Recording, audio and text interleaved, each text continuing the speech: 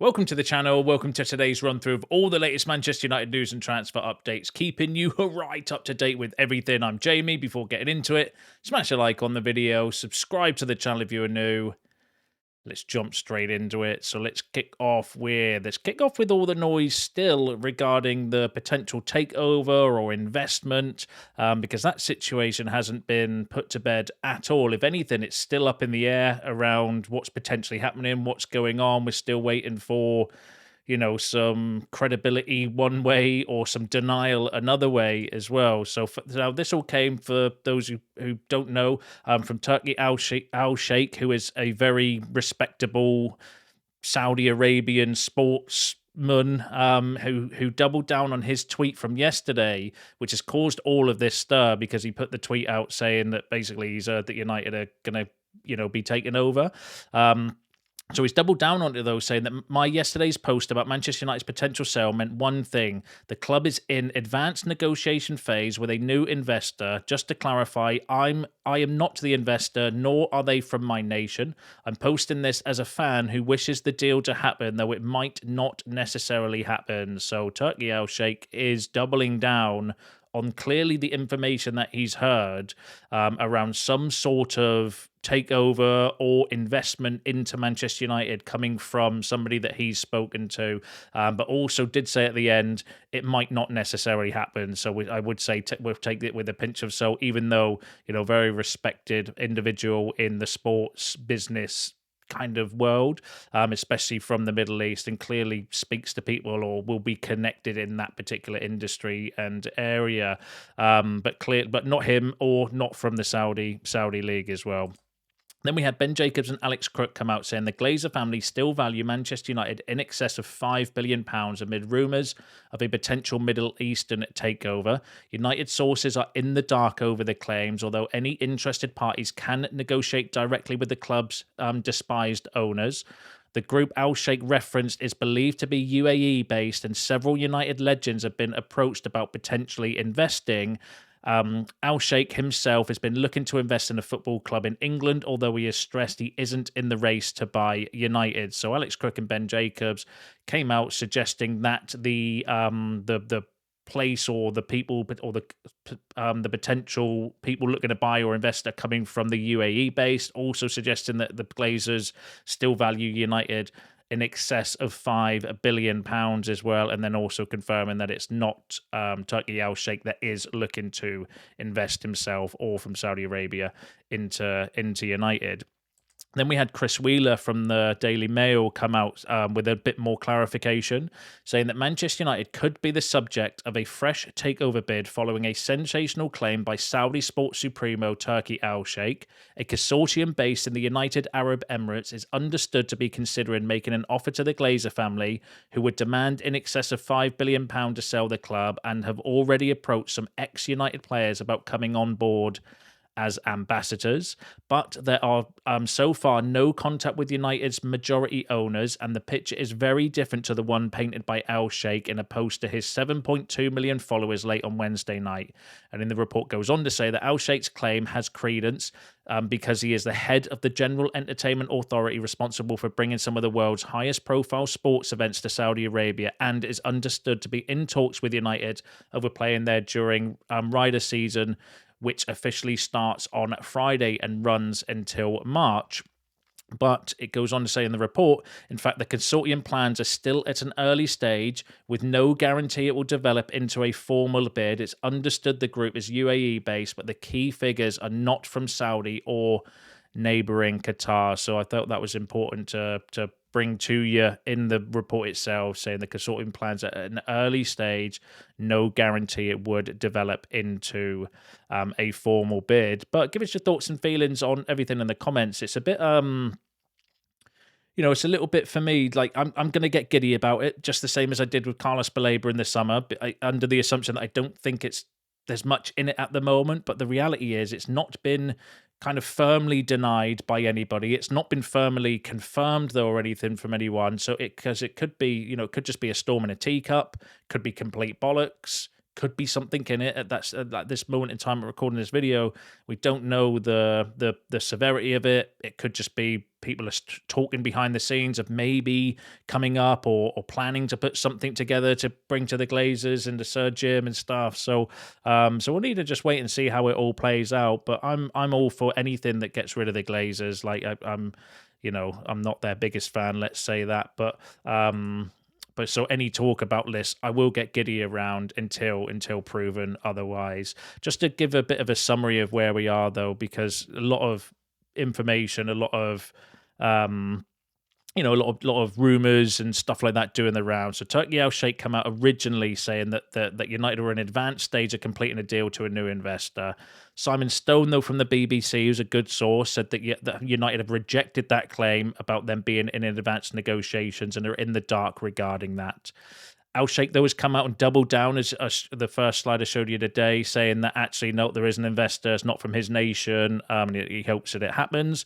Ben Jacobs and Alex Crook are saying that it's a UAE-based consortium and the Glazers value the club at like £5 billion. And then Chris Wheeler confirming that as well, suggesting that it potentially there is something or some sort of consortium from the UAE that may involve former ex-players as well. And that's where we're at with the whole situation. Like I said, at the time of recording this video, there's not been any further developments regarding it apart from this one. So this come out from the Manchester Evening News, saying that Manchester United bidder confirms takeover interest as offer made.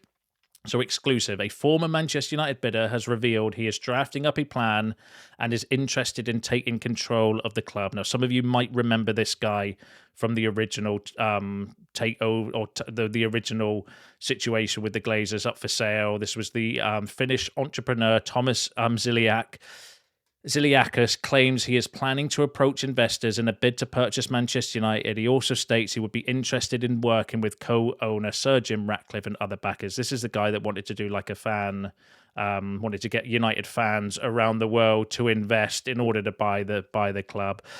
Goes on in the report to say that Zilliacus said last week, I was sitting and thinking through the possibilities of investing in Manchester United, drafting a basic plan on how I could approach certain parties to see if something could be done. This is about joining forces with the right parties and with the sole aim of bringing Manchester United back to where it should be as the number one club in the world. And then it goes on to say in the report that Zilliacus insists that that if he were to have any control of the club, he would integrate a fan-led initiative, and his bid would not be a takeover as such. He claims it is something the Glazer family currently rejects. So this is in Zilliacus' words. He said, I think the Glazers, unfortunately, are a good example of somebody who is not looking out for the club, but rather using it as a cash cow. He added, but in any case, they are not doing what should be done. And then it goes on to say, so that the club could do all the things it needs to be truly the best football club in the world, where all the best players, the best managers, everybody wants to be there. When I made a bid, I realised that the Glazers were playing a game where Sir Jim Ratcliffe and Sheikh Jassim and myself were just trying to outbid each other. So the price was just going higher and higher and higher. I publicly said that this is madness, that this is money that should be used for the club and not to further enrich the Glazers, who I said, why don't we join forces and take over the club together? I'm still completely open to that. I would be more than happy to speak to Sheikh Jassim or Jim Ratcliffe and other investors about how we could work together. So this guy is back in the equation. Feels a bit to me, though, like jumping on the bandwagon and trying to put your name out there again and striking while the iron's hot. So there's takeover talk about United.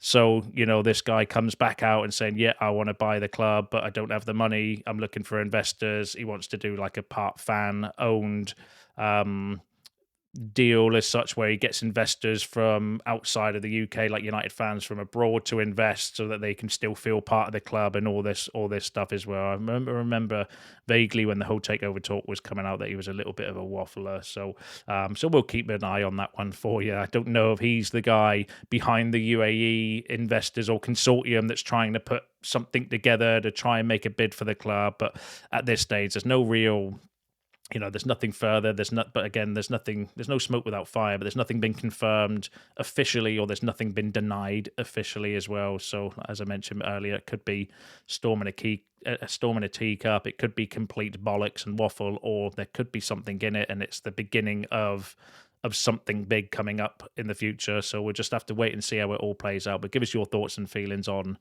that in the comments below.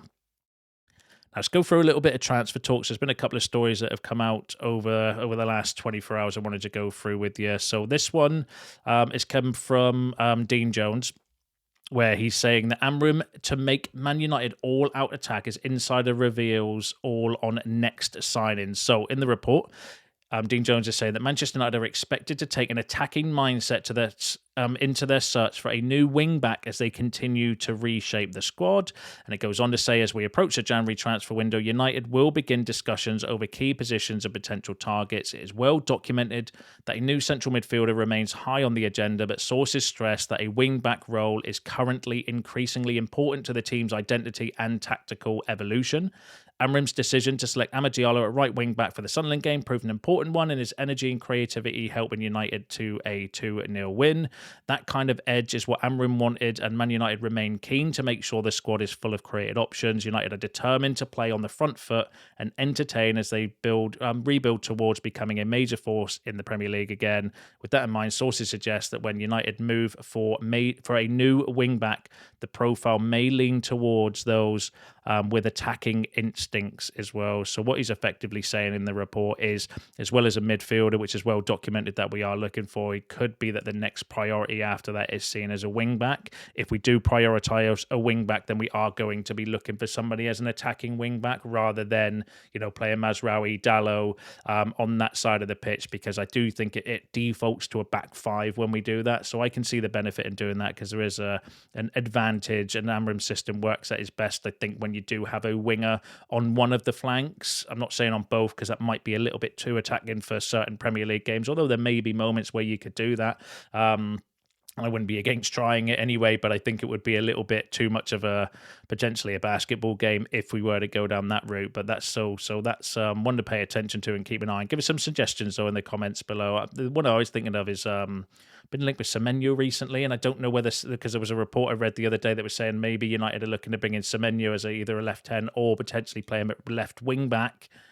But that's a lot of money to pay for, somebody to play at wing back. But he's a good player, arguably one of the best players. Like, started the Premier League, he's one of the players standout performers so far this Premier League season. So somebody of that nature potentially coming in to play at the wing back role as well. So as well as a midfielder, we'll keep our ears to the ground regarding wing backs for you. But give us your thoughts and feelings on that in the comments below. Let's go through some other transfer news. So Manchester United will make signings. Will make signing a new midfielder a key target for next summer. The club are not expected to be busy in January, having made significant investment in the team in the previous window. But the club are continuing work on the market, looking ahead to next summer, which will likely be an important window for them, given several players are out of contract as it stands, such as Harry Maguire and Casemiro. There is a realistic prospect that Brazilian Casemiro will not see out his contract. Yeah, we know that anyway. United had looked at possible options in the middle last summer, but had prioritised other positions, especially up front. United have been long admirers of Brighton's Carlos Baleba, but he is just one of a number of midfielders they continue to monitor. Nottingham Forest Elliot Anderson is another who has admirers at Old Trafford, given his impressive performances.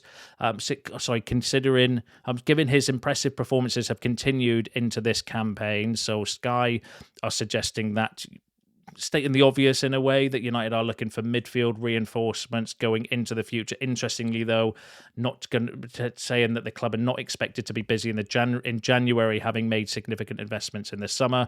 That links in with what Romano was saying the other day, that actually it may be more opportunities that we're looking for in January, because it's a seller's market.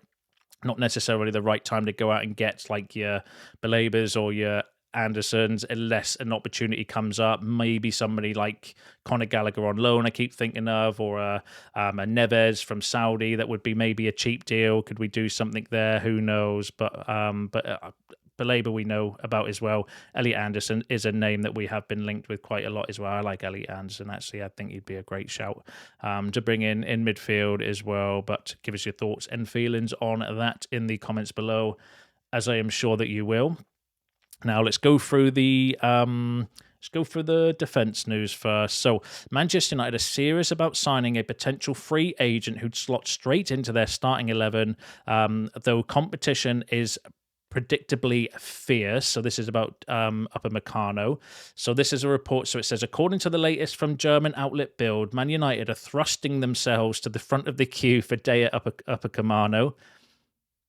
The France international 26 is out of contract next summer. Bayern Munich are frantically attempting to tie Upamecano down to fresh terms, and they have made some progress. But builds Christian Folk, and Christian Folk's very connected when it comes to specifically Bayern Munich transfers, reported on October the 6th that an important step forward has already been taken in negotiations, as both sides have now appeared to reach an agreement on the base salary. However, the report stressed there's plenty of work left to do, with the size of the signing on fee a sticking point.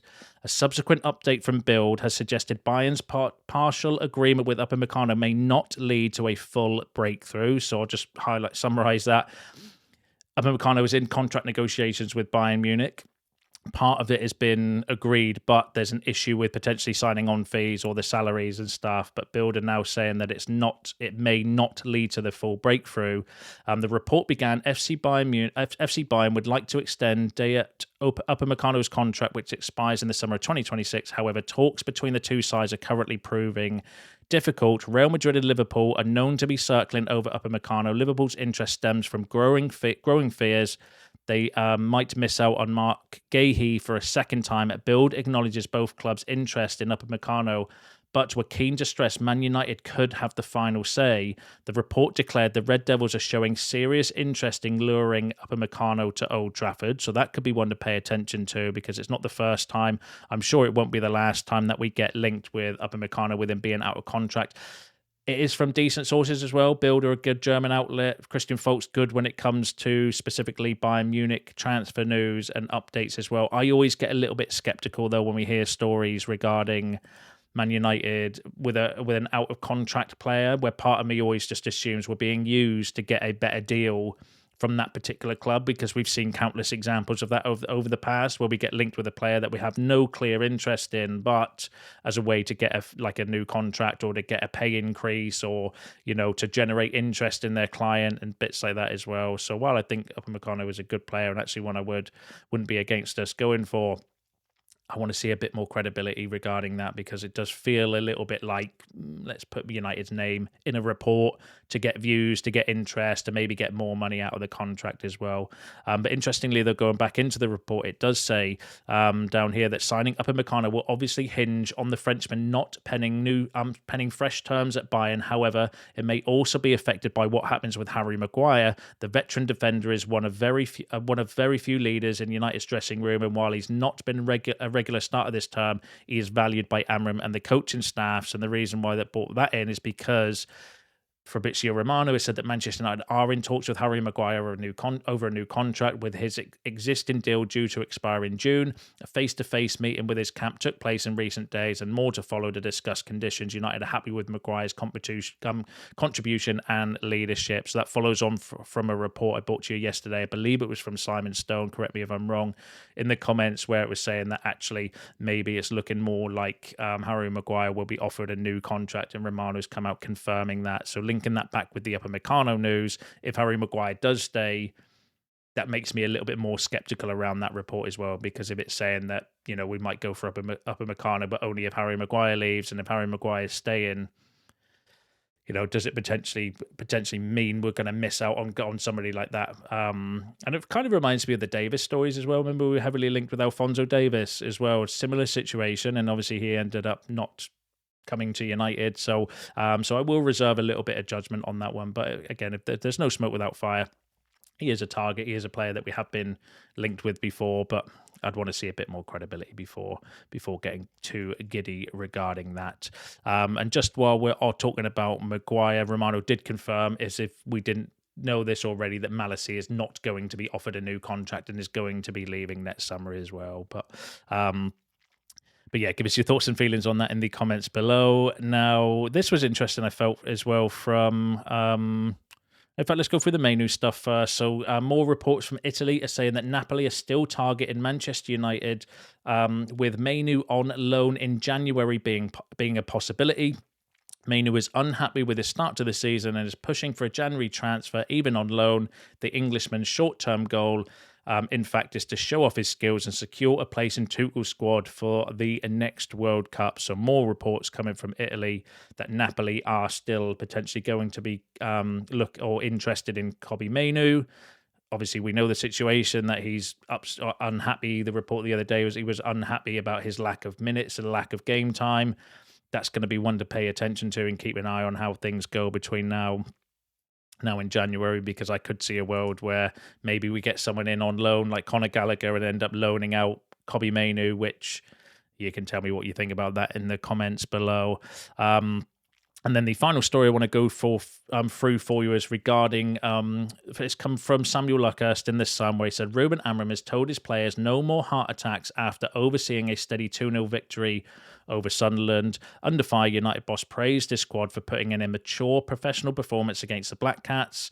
And then it goes on to say, and he said that while the fans may want more drama, he believes the roller coaster nature of United's season so far is contributing to their problems and is leaving the players mentally drained. A source said Amorim told the players that while the fans want drama, he doesn't. He was very happy with the Sunderland game and thought it was a professional performance and different to some of the heart attack-inducing football they have played this season and last. He's told them it's one of the reasons they haven't been able to string a run of results together. So according to Samuel Luckhurst, sources have told him that Amorim was happy with the Sunderland performance because it was more of a professional performance and less, basketball-y than what we've seen, because he's right in what he says, though.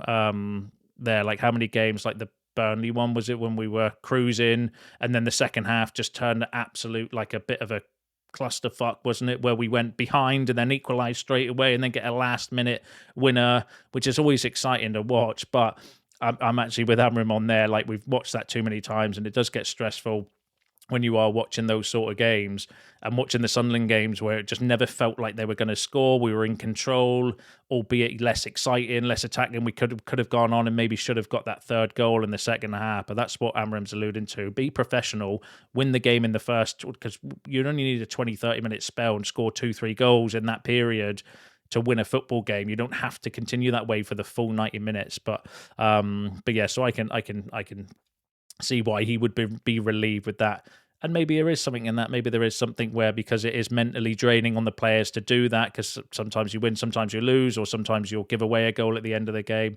Maybe it does take its toll on the players. But, we just want to see that professionalism and consistency going forward, don't we? Give us your thoughts and feelings on that in the comments below. Give us your thoughts on all the other topics discussed in today's video, because that's you all up to date with the latest news and transfer updates. Don't forget to smash a like on the video on your way out. Subscribe to the channel if you are new. See you in the next one.